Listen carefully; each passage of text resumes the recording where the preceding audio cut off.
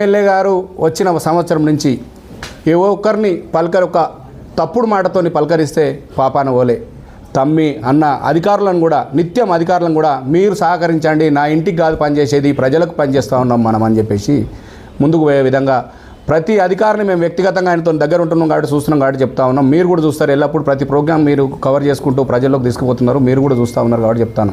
ప్రతి విషయానికి అన్న మీరు సహకరించండి అన్న, ఇప్పటికీ మల్కాజ్గిరి వెనుకబడిపోయి ఉన్నది, అభివృద్ధిలో వెనుకబడిపోయి ఉన్నది, ఎక్కడ పోయినా సమస్యలు స్వాగతం చెప్తా ఉన్నాయి నాకు. ఇప్పుడు ఒకవేళ ఎవరైనా సమస్యను పరిష్కరిస్తే ఆ సమస్యలు అనేటివి మళ్ళీ ఎందుకు వస్తాయి? సమస్యలు పరిష్కరించలేదు కాబట్టి కుప్పలుగా ప్రజలు కాలనీల నుంచి ఎమ్మెల్యే ఆఫీస్ కానీ ఇక్కడున్న స్థానిక కార్పొరేటర్లకు నాయకుల దగ్గరకు వచ్చేసి మా సమస్యలుగానే ఉండిపోయినాయి, పట్టించుకున్న పాపాన పోలేదు ఎవడు. అయ్యా మీరు రండి, మీరు ముందుకు రండి అని చెప్తాను. ఇవాళ గతంలో గ్రేటర్ హైదరాబాద్ మొత్తం తీసుకుంటే ఎక్కడైతే నాయకులు పట్టించుకొని పనిచేసిర్రో సమస్యలు తగ్గుముఖం పట్టినాయి.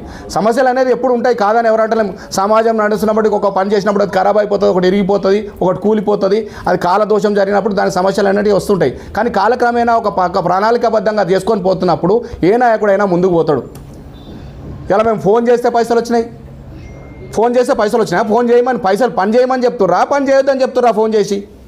మరి పని చేయమని చెప్పేస్తే మీరు ఇక్కడెక్కడ సమస్యలు ఎట్లా వస్తూ ఉన్నాయి, పబ్లిక్ ముందు సమస్యలు ఎట్లా వస్తున్నాయి?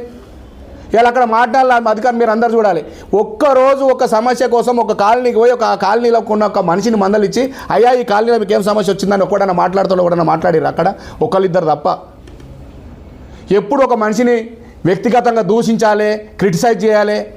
ఎమ్మెల్యే మొత్తం వీడియో పెట్టుకోండి కూడా తప్ప దేనికి పని చేసుకోవాలంటే ఎమ్మెల్యే ఏం వీడియోలు పెడుతుండే? ఎమ్మెల్యే సమస్యలు ప్రజల దగ్గరకు పోయినాయి, సమస్యను రిప్రజెంటేషన్ చేసిన సమస్య, ఆ సమస్యలను ఉన్న నాయకులు ప్రజల దగ్గర తీసుకుపోయే విధంగా మేము తీసుకుపోతాం. ఏమైనా ఆ వ్యక్తిగత పండుగల పబ్బాలను చేసుకుంటున్నామా? మేమైనా ప్రచార ఆర్భాటానికి పోతున్నామా? ఎవరేం చేసుకున్నారో మల్కాజ్గిరి ప్రజలు ఖచ్చితంగా చూస్తున్నారు. ఏ రోజైనా వీళ్ళు అసెంబ్లీలోకి పోయి ప్రజలు మల్కాజ్గిరి పక్షాన మాట్లాడిన వాళ్ళు ఎవరున్నారు? వచ్చిన సంవత్సర కాలంలో మీ ప్రభుత్వమే ఉంది. మీ ప్రభుత్వం పెట్టిన అసెంబ్లీ సమావేశాల్లో మా ఎమ్మెల్యే గారు ఖచ్చితంగా కుల వృత్తులతో సహా మల్కాజ్గిరి ఏ విధంగా వెనుకబడుతున్నాయో చెప్పే ప్రయత్నం చేసిండు రాజశేఖర రెడ్డి గారు. ఖచ్చితంగా మల్కాజ్గిరి అభివృద్ధికి మేము కట్టుబడి ఉన్నాం. బాగా చెప్తుండు అన్న 100 కోట్లు ఇచ్చారు, 1000 కోట్లు చెప్పారని చెప్తున్నాం. మేము ముఖంగా మేము అందరికీ సవాల్ చేస్తున్నాయి. అలా మల్కాజ్గిరికి గత 5 ఏళ్ళు 6 ఏళ్ళల్లో Malkajgiri MLA fund, corporation development fund వచ్చింది. ఎక్కడ తెచ్చి ఖర్చు